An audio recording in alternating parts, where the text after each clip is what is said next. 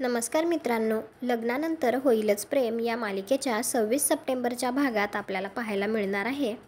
जीवा घरी आल्यानंतर नंदिनी जीवाला विचारत असते, मीटिंग कशा झाल्या तुमच्या? तर जीवा सांगतो, माझा एक्सपिरियन्स त्यांना फंडिंग करण्या एवढा नाही वाटला, त्यामुळे काहीच पॉझिटिव्ह घडलं नाही. तर नंदिनी म्हणते, ठीक आहे, उमेद हारायची नाही. तर जीवा म्हणतो, नाही, त्याची तर अजिबातच चिंता नाही मला, कारण माझी उमेद माझ्यासोबतच राहते ना. असं म्हणतच तो नंदिनीकडे बघत असतो.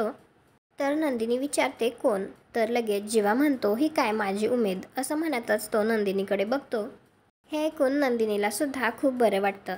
दुसरीकडे पार्थ काव्याला ते घड्याळ हातात देतच तिला म्हणतो, हे घड्याळ हाताच्या नाडीवर चालतं. आणि त्याच्या हातात घातलेलं घड्याळाकडे पाहून तो म्हणत असतो, ज्या दिवशी हे घड्याळ बंद पडेल ना, त्या दिवशी समजून जा की माझी नाडीसुद्धा. असं म्हणल्याबरोबर काव्या लगेच त्याच्या तोंडावर हात धरते आणि त्याला पुढचं काही बोलू देत नाही. काव्या खरंच आता पार्थच्या प्रेमात पडली आहे का? तुम्हाला काय वाटतं? कॉमेंट करून नक्की सांगा. व्हिडिओला लाईक करा. आपल्या मराठी मालिका चॅनलला सबस्क्राईब करा. भेटू उद्याच्या भागात.